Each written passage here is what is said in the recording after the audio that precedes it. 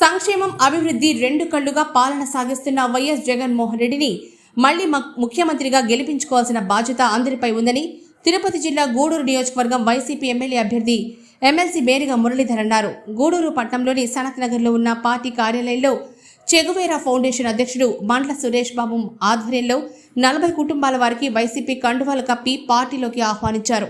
అనంతరం మురళీధర్ మాట్లాడుతూ 28వ వార్డు నుండి ప్రజలు స్వచ్ఛందంగా వైసీపీలో చేరడం అభినందనీయమని అన్నారు. జరగబోయే ఎన్నికల్లో అందరూ సమిష్టి కృషితో పార్టీ విజయానికి దోహదపడాలన్నారు. ఎమ్మెల్యేగా తన్ను, ఎంపీగా మద్దెల గురుమూర్తికి ఫ్యాన్ గుర్తుపై ఓటేసి గెలిపించాలని ఎమ్మెల్సీ మురళీధర్ కోరారు. జగన్మోహన్ రెడ్డి గారికి అండగా ఉంటానని ముందుకు వచ్చినందుకు హృదయపూర్వకంగా స్వాగతం చెప్తున్నాను.